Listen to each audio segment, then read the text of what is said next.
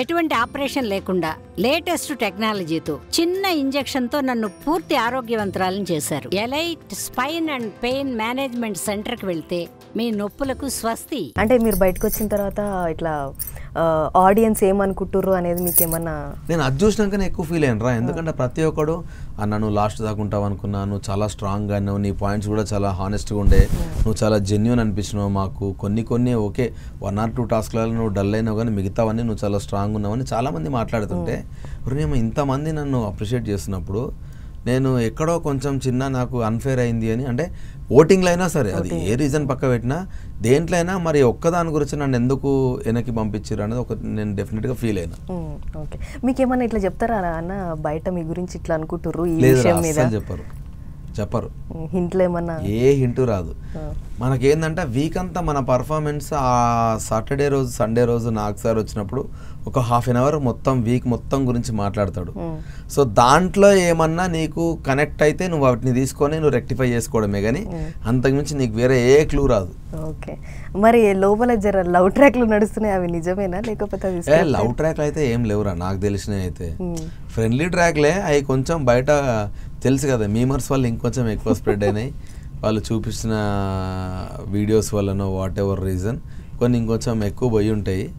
But మీకు తెలిసినంత వరకు ఏం లేవు, నాకు తెలిసినంత వరకు ఏం లేదు. నాకు తెలిసినంత వరకు ఏమున్నాయా లేవో పక్కన పెడితే నేను అట్లీస్ట్ నాకు అనిపించిన కొన్నిట్లలో ఒక 2 ఫ్యామిలీస్ నేను కలిసిన వాళ్ళైతే చాలా కంపోజ్డ్ ఉన్నారు. సో డెఫినెట్గా వాళ్ళ ఫ్యామిలీయే ప్రైమరీ, మనం అంతా సెకండరీ. సో వాళ్ళకే లేనప్పుడు డెఫినెట్గా మనం కూడా దాన్ని పాజిటివ్గానే తీసుకుందామని నేను లైట్ తీసుకున్నాను. బాగా డ్రామా ఎవరు చేస్తారట మీ ఈ 3 వారాలలో? మీరు ఎవరిని బాగా అబ్జర్వ్ చేశారు? 3 వారాలలో ఎక్కువ ఓవర్ డ్రామాటైజ్ చేసేది మణికంఠనే ఆబ్వియస్లీ. అది వాడి ప్రాబ్లం నిజంగానే నాకు ఇప్పటికి అర్థమవుతుంది. నాకు స్ట్రాటజీ అనే అనుకుంటాను నేనైతే. ఫస్ట్ వీక్ ఒక ఎమోషన్ చెప్తే నిజంగానే నాకు చాలా బాధ అనిపించింది, కానీ అది కంటిన్యూ అవుతా ఉంటే అదొక స్ట్రాటజీ లాగా అనిపిస్తుంది.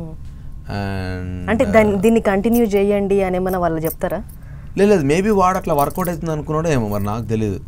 ఎవ్రీ వీక్ సేవ్ అవుతా పోతా ఉంటే కొందరు నన్నే అడిగిర్రు ఆయన అసలు ఎట్లా ఉంటుండో మిరాకిల్ అని. నాకు సార్ కూడా ఒకసారి ఏమన్నాడు, ఫస్ట్ వీక్లో నీకు ఒక్క వారమే ఆడియన్స్ ఛాన్స్ ఇస్తారు, నువ్వు ఓవర్ ఎమోషనల్ అవుతా ఉంటే నెక్స్ట్ వీక్ నుంచి నీకు ఇవ్వరు, సో నువ్వు చేంజ్ అవ్వాలంటే చేంజ్ అవుతుంది సార్ అన్నాడు. బట్ స్టిల్ ఆ ఎమోషన్ కంటిన్యూ అవుతూనే ఉంది ఇంకా ఎవ్రీ వీక్. సో ఇంకా దాన్ని డ్రామా అనకుండా కొంతమందికి ఇరిటేట్ అయిపోయారు అనుకో, చాలా అయిపోతురా, కానీ ఏం చేయలేం దాన్ని. అట్లే నాగార్జున సార్ కూడా ఏమన్నా పార్షియాలిటీ ఏమన్నా ఉంటుందా, లేకపోతే సూటిగా ఏది అనిపిస్తే అది తిడతారా? లేదు, ఆయనకు ఏమనిపిస్తే అది మాట్లాడేస్తాడు. ఆయనకు ఆ వీక్లో ఏది అన్ఫేర్ అనిపిస్తే అది మాట్లాడతాడు, ఏది ఫెయిర్ అనిపిస్తే అది మనకు నచ్చుతా సెకండరీ, కానీ కుండ బద్దలు కొట్టినట్టు ఉంటుంది అది. నువ్వు ఎవడనగా గట్టిగా మాట్లాడతాడు. అంటే ఇప్పుడు మీరు చెప్పినట్టు మణికంఠ గారికి ఏదైనా ఇట్లా హింట్ ఇచ్చినట్టు ఆయన హింట్లు ఇస్తూ ఉంటారు కదా మామూలుగా. ఇవ్వలేదు, మొన్న కూడా ఇప్పుడు తిట్టిండు కదా, సీరియస్గానే చెప్పిండు మణికంఠకి. అది యష్మి విషయంలో ఇంకోసారి వేరే అమ్మాయిలు ఇబ్బంది పడితే నీ వల్ల రెడ్ కార్డ్ ఇచ్చేస్తా నీకు, అంతే, ఇంకేం లేదు. ఇక ఆల్మోస్ట్ కొట్టినట్టే ఉంటుంది ఆ మాటలు. సో వాడు వచ్చేసిండు. సో హోప్ఫుల్లీ వాడు రియలైజ్ అయ్యి మళ్ళీ అట్లా బిహేవ్ చేయడం అనుకుంటున్నా. మరి అట్లా అయితే సోనియాకి కూడా పెద్దోడు చిన్నోడు అనే అవును అన్నాడు అనేది. అవును, అట్లాంటివి కొన్ని అంటే మేబీ అదే హింట్ ఏమో మరి నాకు అట్లా చూడొచ్చా అని. హింట్ లాగా అంటే హింట్ లాగా కాదు, సోనియాకు తెలియకుండా సీరియస్గానే చెప్పినాడు. యాక్చువల్గా ఆమెకి ఏంటంటే నువ్వు మాట్లాడుతున్నావు కానీ టాస్క్లు ఆడేటప్పుడు పెద్దోడు చిన్నోడు అన్న దాంట్లోనే ఉంటున్నావు తప్ప కానీ హౌస్లో ఎక్కువ కనబడతలేవు.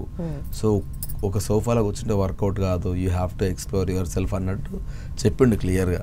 సో మేబీ మరి ఆ తర్వాత అయితే మళ్ళీ ఆమెని ఏ విషయంలో పాయింట్అవుట్ చేయలేదు. సో మేబీ తనకేం బాగానే వస్తుందేమో బయట, ఎందుకంటే నేను ఎపిసోడ్లో ఏం చూడలేదు, నేను నిన్ననే వచ్చినా కాబట్టి.